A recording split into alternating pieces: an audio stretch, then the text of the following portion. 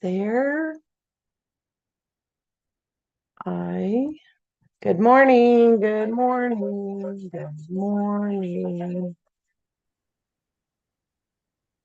All right. Good to go on that. Got it. Good morning. Good morning. All right. So we are starting at chapter 4, 1 Corinthians chapter 4. Cool. I hope that you guys are geeking out as hard as I am on this because I am learning so much. Like just the reinforcement of like all I have to do is plug in. All I have to do is plug into God and everything will take care of itself. All I have to do is plug into God and like everything that like happens in my life is prosperous, right? And again, you guys, I really want to differentiate what I mean by that because some people go, "Ooh, that means when I plug in, everything is going to be like prosperous, like I'm going to have all this money and have all the things and have all the right." And I'm not saying that's not true, but I'm also not saying that's true because first and foremost, if we're plugging in to get the stuff, we're not really plugging in, right? We're simply manipulating a system that is inevitable, right? And so I plug in to be in relationship with the thing that created me. I plug in so that I can live in a place where, hold please, I can live in a place where I'm at peace, I'm at rest, right? I think it's in Hebrews, it says, be diligent to enter his rest, my rest, the rest of Christ. What is that? It's plugged in. It's where my human and my spirit become one. The two become one. Now I'm moving through life, God as me as God. It's just the freedom to be in the right standing that I already am before God. And now my life is just a reflection of that plugged inness. I'm not trying to please people. I'm not trying to please God. I'm not trying to get it right because I recognize when I'm plugged in, whatever I do is what's supposed to be happening, right? It's me plugging into life. It's me plugging into the life that I came here to live, right? So it's not going to look the same for any of us. But we'll have that internal peace regardless of what's going on out here. Okay. Do you guys see my little puppy? Well, it's not my puppy. Okay. Are you guys ready? 1 Corinthians 4. Let a man so account of us as of the ministers of Christ and stewards of the ministries of God. Oh, guys, we did that yesterday. Sorry about it.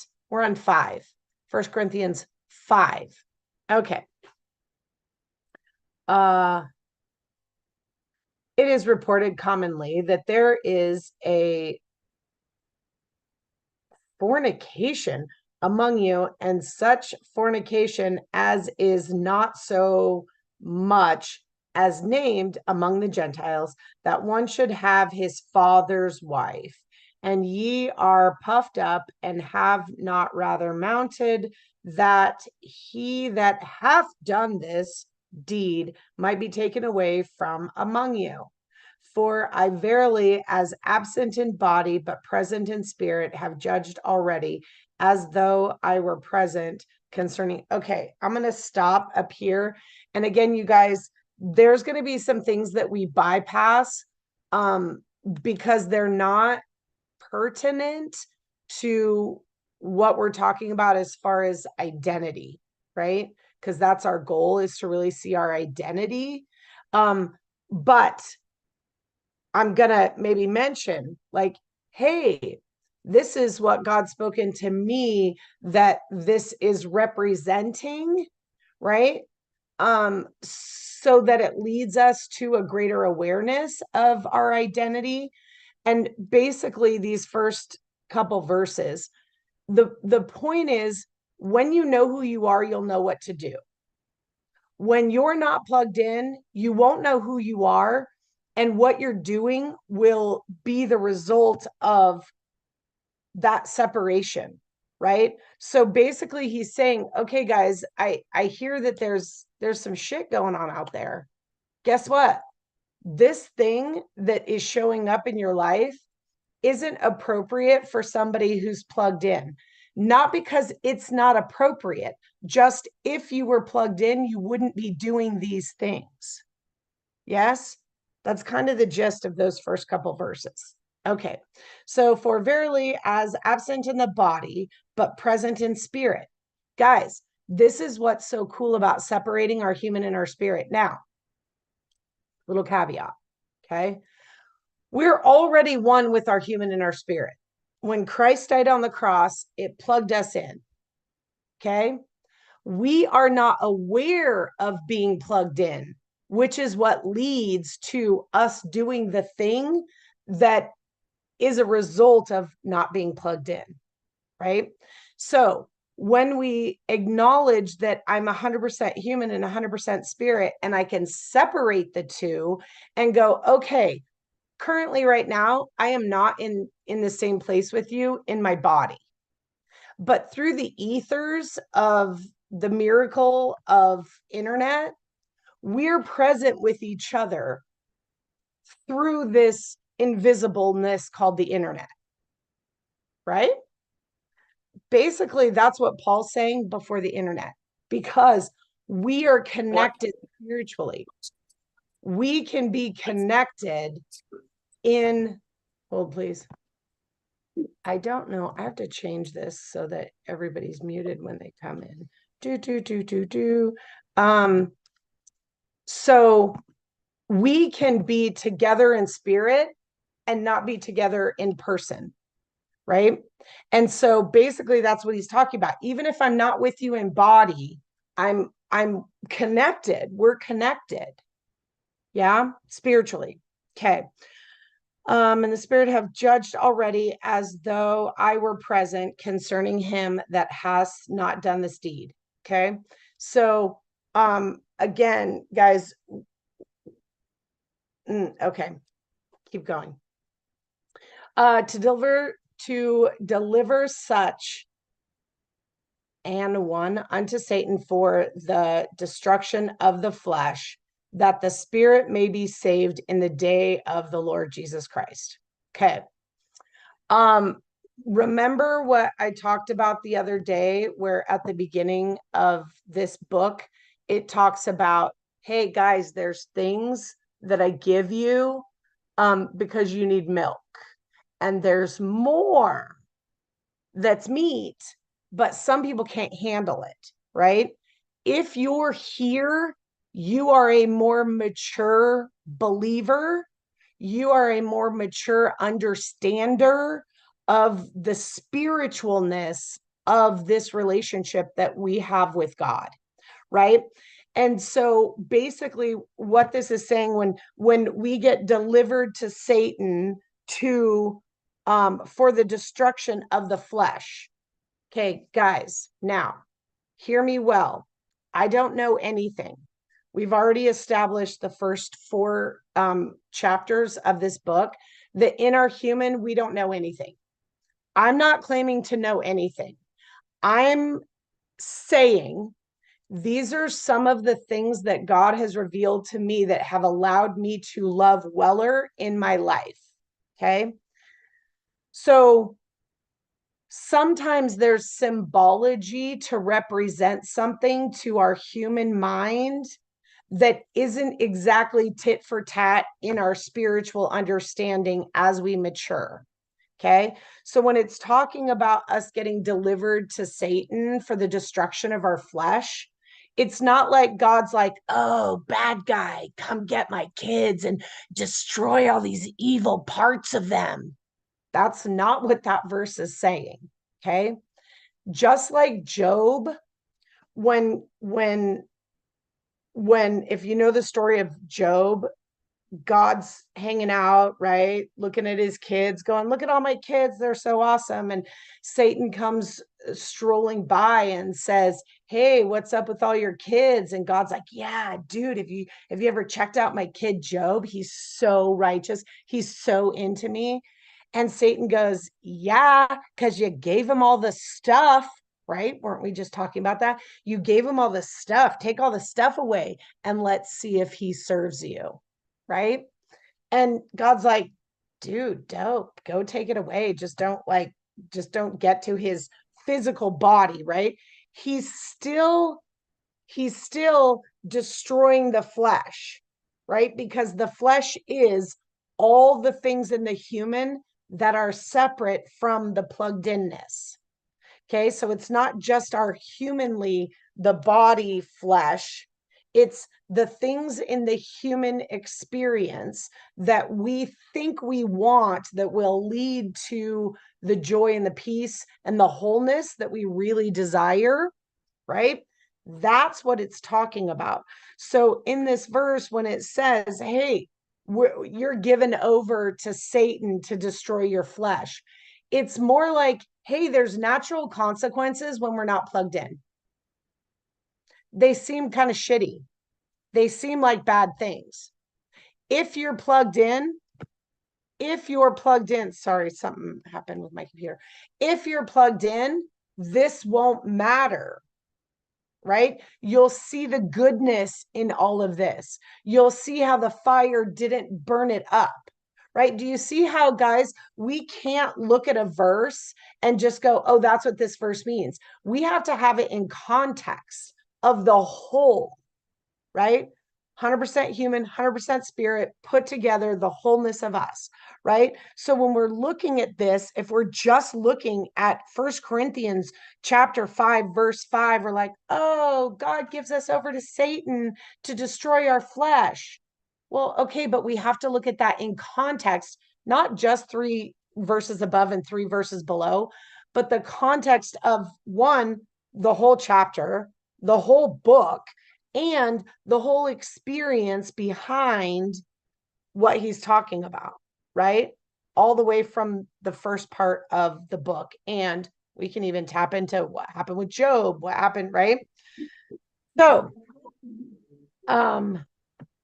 okay. And then it says, okay, so destruction of the flesh, that the spirit may be saved in the day of the Lord Jesus Christ, right? Now, guys, what's the day of the Lord Jesus Christ? Right now. I can choose right now to recognize this thing that I'm feeling, this thing that I'm doing. Hold, please, once again, as people come in and they are not muted again. So sorry. I typically do that. Yeah, okay, doesn't matter. All right. So as I'm sitting in this moment right now going, oh, you know what? This thing I'm doing is kind of douchey. Oh, well, if I'm doing a douchey thing, it's because I'm not plugged in. It's because I'm not utilizing the power of the spirit that is God in me, right? And so the day of the Lord Jesus Christ is when I remember Christ crucified, when I remember my atonement, when I remember I'm already in right standings. Now, spiritually, I'm plugged in, I'm already saved. I'm already saved. Now, it doesn't matter what's going on in my human, because what's going on in my human is just the experience, i.e., the cause and effect, the natural consequences of choices that I've made, plugged in or not plugged in, based on what? Well, when the situation comes, is it burning up or is it everlasting? Right. And this is where is it? I don't know where it is. I'm like, guys, I'm really good at what's in the Bible, just not always where. Right. But this is what it talks about when Jesus says, I came to give life. Ooh, John 10:10. Ooh, what's up? Yep. Okay. I came to give life and life more abundantly.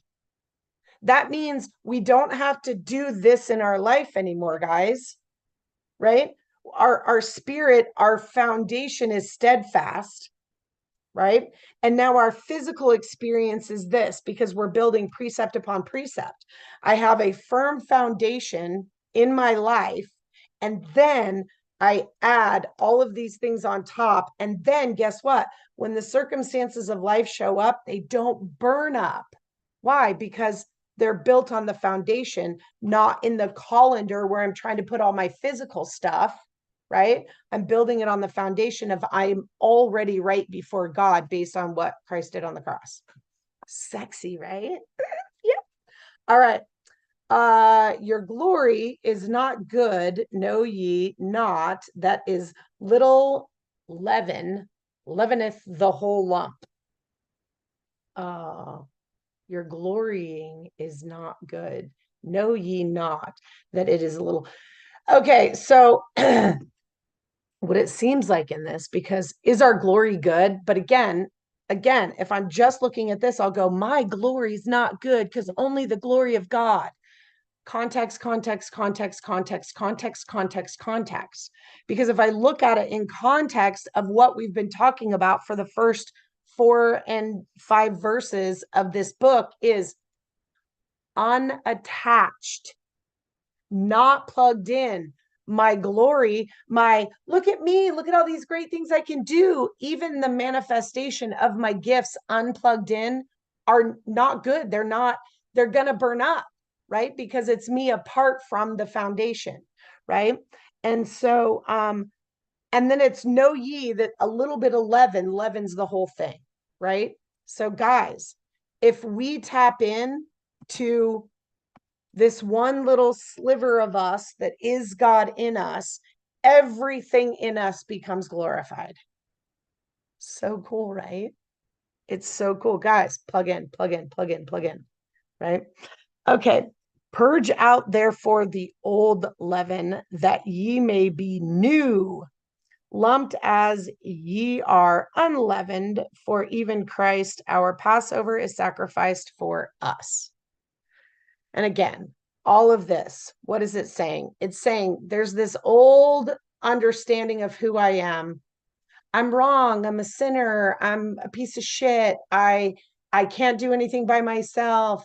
I can't do anything, or I'm not enough, because you can't do anything by yourself because plugged in, remember? Okay. But like this old understanding of who we are, right? What it's saying is, okay, let go of that, plug into the newness. What's the newness? Oh, I'm already in right standings. I'm already right before God. I'm already healed. I'm already whole. I'm already. And now, and guys, when I say I'm already healed, I'm talking about the brokenness of my mind.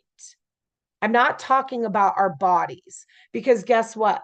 Somebody can be connected spiritually to their rightness before God, and they are healed and still be in a wheelchair. But guess what? If you're walking around on 2 feet and you think you're still a piece of shit, you're not healed. It's the brokenness of our mind, the separation of us and God. That's the unhealedness of us. How we play out the physical experience doesn't matter once I'm plugged in.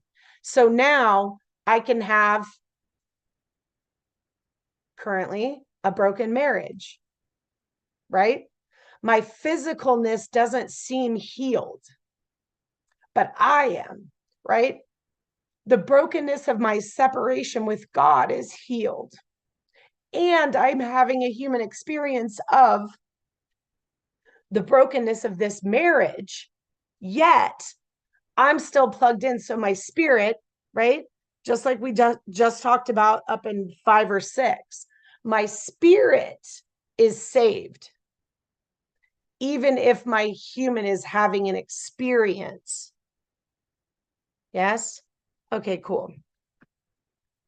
Therefore, let us keep the feast, not with old leaven, neither with the leaven of malice and wickedness, but with the unleavened bread of sincerity and truth. And guys,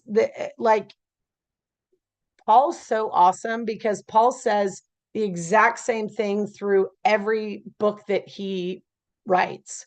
And he says, guess what? Just be plugged in, everything else takes care of itself, right? Just be plugged in, everything else takes care of itself, right? Therefore, keep the feasts. Yeah, do all the things, right? Do all the things that you've been doing. Just do it plugged in, right? Okay. Oh, and then it goes back to like what's the indicator? If you're doing something in malice, if you're doing something in wickedness. Now, wickedness isn't like, ooh, I have like a voodoo doll that I'm poking. Wickedness could just simply be, well, okay, one, it's anything not plugged in, but it could simply be something like, I'm going to control my behavior so that I control someone else's emotions. I'm going to not do something so that somebody else isn't mad. Guys, that's wickedness. Why? Because it's not living in sincerity and truth. Because what's the sincerity? I really want to say this. This is truth that I need to get this out and say these things. But if you're not doing it to control someone else's behavior, i.e., not get angry, guys, that's malice and wickedness. That's not kind, right? But here's what's really cool. When we're plugged in, now I say things not in my own strength, but from the truth and the strength that Christ gives me when I'm plugged in. Now I say, hey, you know what? That thing really hurt my feelings. And then I trust that I will be able to navigate how the person responds, right? We think that evil is like evil. Like we just had Halloween, right? There's a lot of dead and evil and like the devil and monsters, and we think that's evil. No, guess what? You not speaking out what God is telling you to speak out because you're afraid of what somebody else is going to do. That's now there's overt and covert. So let me, if you're not interacting with something out here, that's covert. And maybe that's not malice and wickedness as this is unfolding in my mind. I think specifically what I'm talking about is if you're in an interpersonal relationship with somebody and they're doing something and there is an awareness inside of you, hey, you need to speak your truth and tell this person how this is affecting you. And you don't do the thing to manipulate their emotions, that's what I'm talking about. I'm not talking about, oh, I hate that grocery store because of the people in it, so I'm not going to go there. That's not what I'm talking about, right? That's just like, just be yourself and do the thing, right? We're talking specifically controlling our behavior with the intent of controlling someone else's behavior, i.e., guys, guess what? That's people pleasing. Just saying. Okay. And I would have no idea what any of that means because I've never people pleased. That's hilarious. Okay. So if y'all want to learn how to not people please, call me because I've been working on it for a long time. All right. Okay, that's funny. I wrote unto you in the epistles not to company with fornicators. All right. So now we come back to the first part of what he's talking about in here. And again, there's the physical representation of what's happening in the spiritual, right? First, when he first said something, hey, I'm seeing there's fornicators, right? There's people who are fornicating. What is fornication? Having sex outside of marriage, right? And now he's saying, hey, guys, oh, wait, where is it? Okay, hey, guys, don't hang out with people who do that. Now he's actually tapping in. He utilized the physical thing that was happening, right, to say, this is how this represents spiritually, right? Don't, now he's, okay, again, we have to remember that there's two things going on. He's not saying never be around people who aren't perfect, right? Because he's saying don't hang out with fornicators. Don't don't be in the company of people who are fornicators, right? So again, what is the fornication? The not separateness, having sex outside of marriage. Well, what's our marriage? Well, remember, Jesus said he's the bridegroom, we're the bride. So now he's in the symbology of what does it look like to not be plugged in, to not be married to Christ, which then causes you to do physical things that aren't elevating you in your awareness of your rightness in Him. Right. So now he's saying, hey, I've told you don't hang out with those people. Now he's not saying don't be in the world. Don't like be like toxic. No, thank you. Positive only. That's not what he's saying. He's saying don't be in company with, don't listen to people who aren't plugged in. Don't take advice from people who aren't plugged in. Right? If you're going to be somebody who's plugged in, you can't take advice from people who aren't plugged in because they're not going to give you sound advice. Yes? Those plugged in are who we want to take counsel from. That's what that's talking about. Okay. Yet not altogether with the fornicators of this world or with the covetous, nope, covetous. I don't know what that is. Hold, please. I'm looking up this word. Eager to gain. Okay. Covetous. Covetous, not covetous. I'm like, where's the C? Covetous or extraordinarious. Guys, it's so funny. I was in a Bible study one time and I was reading out of this, and I suck at reading. We've all established that, right? And the lady's like, maybe you need an easier Bible to read. I was like, maybe you should just let me read whatever Bible I want to read, even if I'm struggling, right? Look at me all self-righteous. Guys, actually, that's not even my self-righteousness. That's my spiritual righteousness. Well, maybe it's my self-righteous, whatever. Anyway, here's the point. Guys, I'm on this journey with you. That's why I'm doing this Bible study. Because guess what? Guess what just popped out? Me judging her for judging me. Did you guys catch that? I'm judging her for judging me. How did I notice she was judging me? Because I was judging her. And here's the thing, you guys. Here's what's so sexy about the gospel. Are you ready? I'm not all bent out of shape about it. Why? Because in this moment, oh my gosh, this is what we just talked about up here, guys. Hold on. Therefore, blah, blah, blah. Okay, I don't know where it is. Guys, this is what we just talked about. In this moment, I just realized, oh, I'm all being douchey, judging her. Cool. What does that mean? That's the invitation. Plug back in, Lori. This is where you don't know you're already right in right standings, right? I just practiced what we just talked about. So cool. There it is. That's as hard as life is, guys. What I just did. I realized I was judging somebody else. I went, oh, the only reason I can judge somebody else is because I'm trying to find my rightness. The only place to find my rightness is plugged into Christ. Therefore, guess what? In this moment, the day of Jesus Christ is about to happen. How? Oh, that's not really me. I'm somebody who's already plugged in. I'm going to go plug in. Now, guess what? You know what? Thank you, sweet lady. I so appreciate you like running the Bible study that I got to hang out in. Yay. So good. All right. Now let me go try to read this word. All right. Where was I?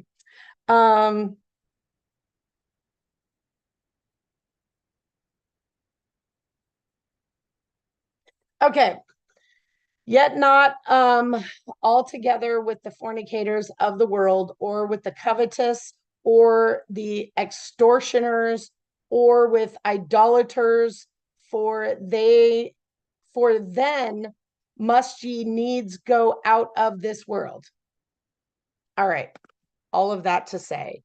Oh, and here's another thing, because Wendy asked, like, what Bible should I be reading? Guys, I who can't read half this. Like, it's hard. The New King James is harder. But the reason that I read the New King James is because it has less energy of somebody else's paradigm. This already has a bunch of people's paradigm, right? It's as close as I can get to the original energy of it and still be able to semi-read it. Okay. And if you guys didn't understand what I just said, again, reach out, ask me separately. Okay. So the point of all of that, guys, is, are you aware of where you're getting your counsel? Are you aware of who you're surrounding yourself with, right? If you've done any kind of business, like business learning, business growing, if you're an entrepreneur, all of the things, like, you've been in that situation where somebody has told you you are the sum of the 5 people that you hang out with. That's all this is saying. That's why that principle works, because it's the law. It's how it works. If you're hanging out with people who are not plugged in, you're going to be less plugged in. If you're hanging out with people who are plugged in, they're going to reveal the energy and have the space and encourage you as somebody who desires to be plugged in. That's what that's saying. Who are you hanging out with? Who are you hanging out with? Okay, but now I have written unto you not to keep company if any man is called a brother, be a fornicator, or covetous, or idolater, or railer, or drunkard, or extortioner, with such as no one to eat. For what I have to do to judge them also that are without, do not ye judge them that are within. Ooh, that was good. But them that are without, God judges. Therefore, put away from among yourselves that wicked person. Okay, what is all of that saying on the inside and the outside? Again, context, context, context. I go back to, what is all of this saying? I can't know somebody's true heart. I can never know where somebody's true heart is. I can, however, see what's going on in the physical world, right? And so if I am in an environment where I'm hanging out with other people and I go, whoa, that seems covetous. That seems like they're an extortioner. That seems like they're living in idolatry. I don't judge them like they are, right? I don't do that. I simply plug in, right? Because when I'm plugged in, now I can navigate life. Now I navigate. Do I have a conversation with this person? Or is this somebody that God's saying, no, that, like, this isn't somebody you get counsel from. This isn't somebody that you open up to your intimate world, right? Again, you guys, it's not saying, oh, you're toxic, get out. It's saying, how do I navigate my life based on, if I'm plugged in, I'm not judging you for being bad or wrong. All I'm doing is, okay, how do I navigate? Okay, I maybe give you counsel. I don't take counsel from you. And I don't mean the kind of counsel like, here, drink my tea. Here, you need to know what I know. That's not what I'm talking about. But if somebody says, like, hey, you really should, not eat pork, you can go, oh, you know what? Thank you for the feedback. I personally eat pork. And then maybe have a conversation, right? But if we're plugged in and somebody says, hey, you should eat pork, and we're like, I feel like I'm just supposed to say, okay. I'm not even supposed to tell them that I'm okay eating pork. I just feel like I'm supposed to say, yeah, okay, cool. Right? I'm not taking their counsel, but I'm also not giving them mine, but I'm also not caught up in the energy of that they're wrong. Do you guys get this? How do I navigate all that? How do I know? Well, am I plugged in? Right? And if I feel like, and let's play this out a little bit. Somebody says, hey, you should not eat pork. as you're sitting there eating bacon, right? Now, if you go, mind your own business, I eat pork, like, good indicator you're not plugged in, because you're defending the fact that you eat pork. So you're trying to assert your rightness before them instead of, oh, you know what? I prefer pork, or you know what? I'll just go over here and eat my pork, or maybe now, guys, I don't know this. I'm just making shit up based on the fact that I don't know what God's going to tell what anybody else individually to do. But God might say, hey, yeah, this person is too weak to understand that you can be a godly person and eat pork. So say, oh, you know what? Thank you so much. Set down your bacon and move on. But that doesn't mean you don't turn around and go eat your bacon later, right? That's the difference between taking counsel and loving someone and not judging them. Is that making sense? Again, you guys, I'm not talking to somebody over here who's immature in their faith. Because if you can't hear God's voice, then you just do the best you can in that situation with somebody who's saying, don't eat pork. What I'm offering you is the invitation into a life that is plugged in to know, do I tell them I eat pork? Do I not eat the pork? Do I say, okay? Do I say something? Or maybe I go, wow, don't eat pork? I didn't ever even realize that was a thing, right? Do you guys get what I'm saying? Like, I can't know how to respond to any of this unless I'm plugged in, right? And guys, sometimes I don't know that I'm not plugged in, right? And so somebody says, don't eat pork. And I go, okay, cool. I'm not going to eat pork because somebody told me not to eat pork. And then all of a sudden I get home and I'm like, gosh, why am I craving pork? Well, good indicator that you listen to somebody in the world and now God's saying, no, pork's okay for you. Yeah. This is living fully plugged in uniquely in my identity as love, uniquely in the world. Yeah. Cool, groovy, sexy. All right, guys. This is so awesome. Thanks for playing with me. I can't believe, like, this is, have you ever heard that thing, like, you know, you're in your genius when time just goes by like this? Like, it's been 45 minutes, guys.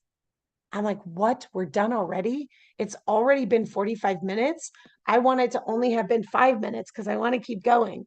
But I want to honor that we, you know, keep this at a reasonable amount of time. So I will say adieu. If you have questions, this was kind of a good one with that whole like back and forth between our human and our spirit and what's judging and what's like, this was really good. So again, if you have questions about this, or if you're like, Lori, I don't believe anything you say, like, cool. It was really funny. I had one of my clients, because I always talk about in our container, I always talk about, guys, I love to be challenged.